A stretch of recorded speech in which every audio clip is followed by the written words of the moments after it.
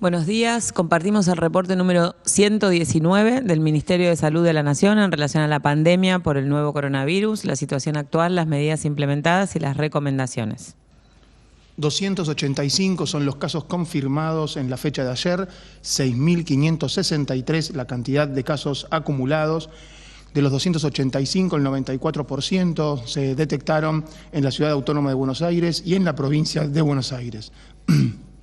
La tasa de incidencia, 14,5 casos cada 100.000 habitantes, 51% de los afectados son varones, 49% mujeres, 41 años, la edad media, y en la distribución por edad, el 9% de los casos confirmados se encuentran entre 0 y 19 años de edad, el 70% entre 20 y 60 años y el 21% son mayores de 60 años. El 28% de los casos confirmados posee cobertura de salud exclusiva por parte del Estado y el 72% cobertura de obras sociales y empresas de medicina prepaga. 321 son las personas fallecidas a la fecha, 4 casos se han confirmado en la fecha de ayer. Esto genera una tasa de letalidad, fallecimientos sobre casos confirmados del 4,9%, y una tasa de mortalidad general de 7 fallecidos por cada millón de habitantes en la Argentina. En esta situación final, lamentable para todos, el 60% son varones, el 40% son mujeres y la edad media es de 76 años. 14,2% tiene un antecedente de viaje, 45,3% se encuentra con un contacto estrecho con un caso confirmado de coronavirus y el 29,3% se encuentra producido en un área de transmisión comunitaria. 22 son las provincias que han confirmado casos, se mantienen sin casos Formosa y Catamarca, solo casos importados en La Pampa y sin casos en los últimos 14 días las provincias de Jujuy, San Juan, San Luis, La Pampa y Santa Cruz. 147 pacientes internados en unidades de terapia intensiva. 2.266 ya han logrado estar de alta, retornar a su vida fuera del establecimiento de salud, representa un 34% de los casos confirmados. Han sido descartados más de 68.000 casos, específicamente 68.926, el 99% por examen de laboratorio negativo, un 1% por no cumplir criterio epidemiológico de la definición de caso sospechoso. Desde el punto de vista laboratorial, en nuestro país se han superado los 90.000 test, estamos en 90.474 test de PCR, reacción en cadena de polimerasa, 2.927 han sido realizados en las últimas 24 horas y se logra una cifra de 1.993 test por millón de habitantes. Esto en una red de 314 laboratorios a nivel nacional, demostrando la descentralización de las capacidades diagnósticas y un porcentaje de positividad que actualmente es de 8,76%. Nuestro país ha generado una modificación a partir del análisis de la situación epidemiológica, la búsqueda de la detección precoz de casos sospechosos en distintos ámbitos y a partir de ahí, y las conversaciones, según los datos recibidos desde las provincias y con el pensamiento de la decisión desde la Dirección Nacional de Epidemiología, el Ministerio de Salud informa que la definición de caso sospechoso cambia en algunos aspectos. Se mantiene la fiebre de 37,5 grados junto a la presencia de tos, dolor de garganta, dificultad respiratoria o la presencia de una alteración del gusto o del olfato. Esto siempre asociado a un antecedente en los últimos 14 días de haber visitado el país, cosa que ahora por la restricción de viajes se viene reduciendo, o estos mismos síntomas, fiebre junto a, en el caso de residir o haber estado en una área de transmisión comunitaria o local en conglomerados, es el primer criterio de definición de caso sospechoso. El segundo criterio lo que agrupa es a todo el personal de salud o personal esencial, incluidas las fuerzas de seguridad, Fuerzas Armadas en este caso, aquellos residentes o el personal de un establecimiento o comunidad cerrada, como puede ser una penitenciaría, una residencia de adultos mayores, un establecimiento geriátrico, o los habitantes de un barrio popular o de una comunidad originaria, definiendo el barrio popular como aquellos barrios en el cual el 50% de la población no tiene un título de propiedad y además hay dificultad para el acceso a 2 o más servicios. En este caso, personal de salud esencial, comunidades cerradas, barrios populares, comunidades originarias, el criterio diagnóstico se refiere a la presencia de 2 o más síntomas, los mismos: fiebre, dolor de garganta, tos, dificultad para respirar, alteración del gusto. Lo que cambia es que no es fiebre junto a, sino 2 de estos síntomas presentes, sean cuales sean. Por otro lado, otro criterio es caso sospechoso, aquel contacto estrecho que ha estado con alguien que ha sido confirmado como coronavirus. En ese caso, si fue un contacto estrecho con la presencia de uno de los síntomas referidos, ya se lo puede categorizar como un contacto, un caso sospechoso y realizar, obviamente, el acceso al test de PCR para su diagnóstico. Como antes veníamos determinando, si hay una alteración del gusto o del olfato de reciente comienzo de causa no explicada, en ese caso se promueve el aislamiento y la PCR al 3er día. En aquellos lugares donde hay transmisión comunitaria de coronavirus, si hay un diagnóstico de neumonía con una situación que no puede ser detectada como etiología, también se lo sospecha. Y si hay una infección respiratoria aguda grave, sin etiología, en un ámbito donde no está circulando el virus, también sospechar coronavirus.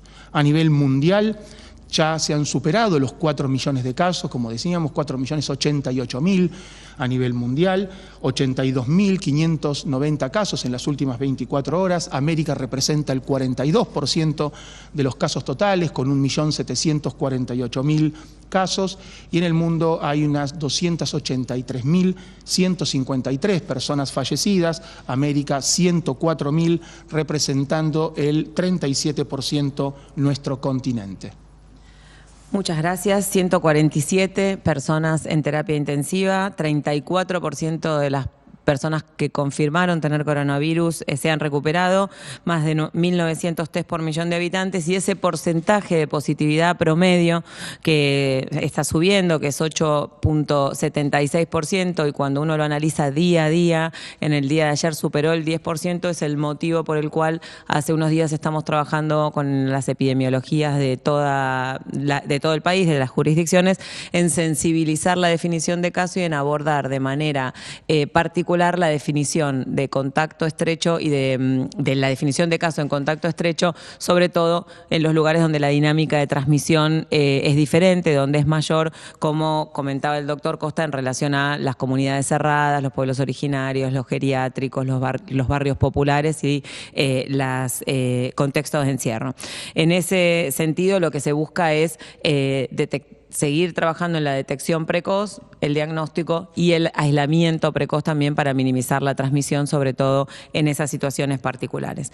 El otro concepto importante que queríamos compartir en el día de hoy, en función de muchas consultas y de muchos comentarios, es que, como decimos siempre, seguimos en aislamiento social preventivo obligatorio hasta el 24 de mayo. Las actividades que están autorizadas y permitidas, las salidas son para uso exclusivo para realizar esas actividades, y después de vuelta a casa nos tenemos que quedar en casa la mayor cantidad de tiempo posible, y tenemos 3 escenarios muy diferentes en todo el país. Las jurisdicciones que tienen menos de 500.000 habitantes, que no tienen casos o que han podido controlar la situación, ya han reiniciado en forma progresiva actividades y se están monitoreando. Los aglomerados urbanos con más de 500.000 habitantes, que no son AMBA, están habilitando autorizaciones a través de los gobernadores y la autoridad sanitaria, cumpliendo los indicadores con también un monitoreo intensificado.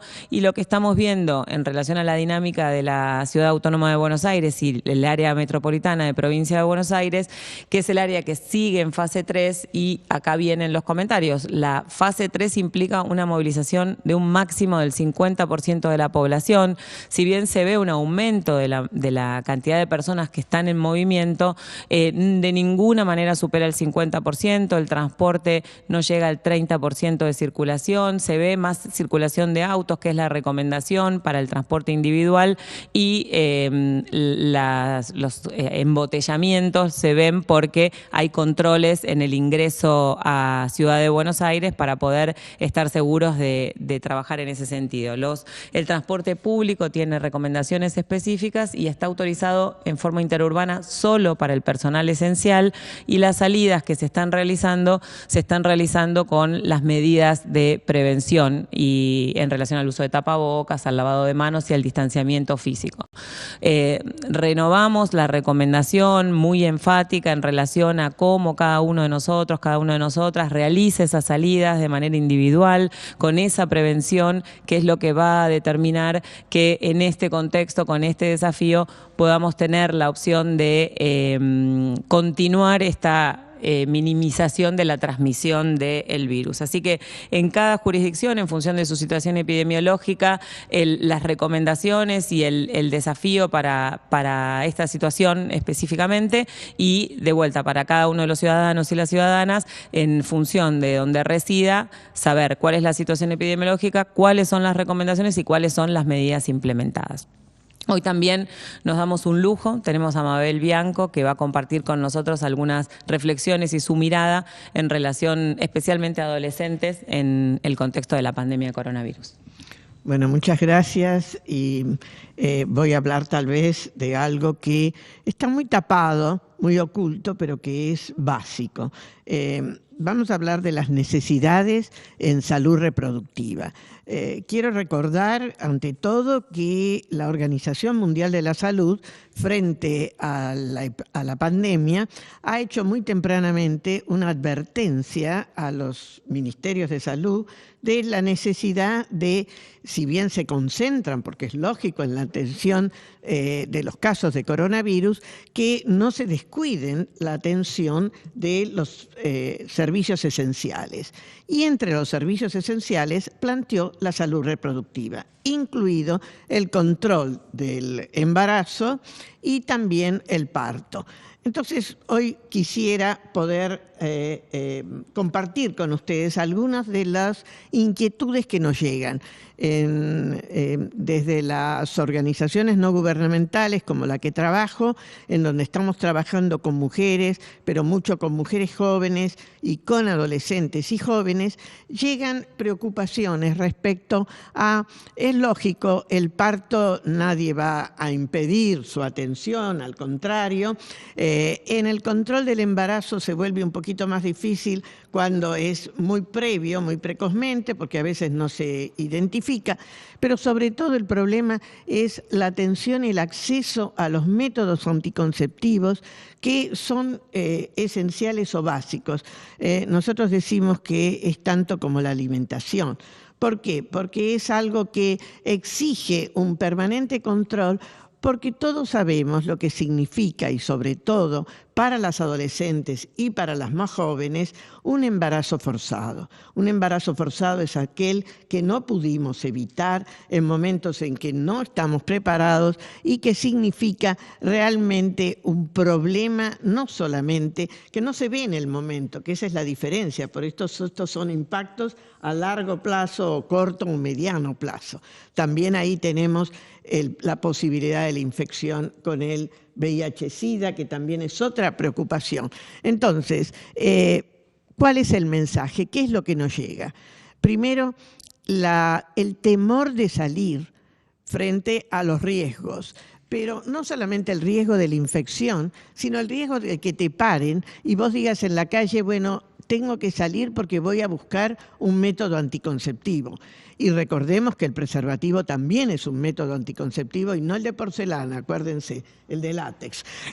Yo ya tuve bastante problema con la mención de la porcelana. Entonces, ese preservativo es también un método y es una necesidad, no solamente para poder regular la reproducción, sino para evitar el VIH y la transmisión de las enfermedades que justamente de transmisión sexual, que son un problema y que tenemos que también controlar. Entonces, lo primero es ese, el temor. Salgo y ¿qué les digo? Si le digo a la fuerza de seguridad esto, muchas han tenido problemas y han tenido que volver a su casa porque les ha dicho eso no es importante. Pero después, si consiguen pasar esa barrera, queda la barrera de que hay muchos centros de salud, porque estos son cosas que se van a buscar, sobre todo a las salitas, a los centros de salud, los servicios de atención próximos a los domicilios. Hay muchos que están cerrados y hay otros que están dedicados exclusivamente al coronavirus. Entonces, exige un traslado mayor y sobre todo ir a un hospital. Y aunque les parezca mentira, los reclamos y lo que nos llega es decir, nos da miedo ir al hospital. Y cuando preguntamos por qué les da miedo ir al hospital, por un lado es la mayor posibilidad de infección, pero sobre todo porque hay antecedentes de que en la puerta del hospital están las fuerzas de seguridad para controlar, y nos parece muy bien, que también no entienden que este es un servicio esencial, que esto no puede ser que, sí, claro, no es como un infarto o con algún otro problema, pero es un servicio esencial. Entonces aquí el mensaje es, por favor, a las fuerzas de seguridad, que por favor entiendan que estos son servicios esenciales. En segundo lugar, que luego los prestadores de salud también, si es que no están, sabemos que el Ministerio de Salud, el Programa Nacional de Salud Sexual y Reproductiva, ha mandado insumos que en las provincias existen, que están los insumos, que está el personal. Pero si por casualidad no está ese personal o hay otro personal de salud que los atienda, que no les diga, bueno, no, esto no se atiende ahora porque esto no es importante.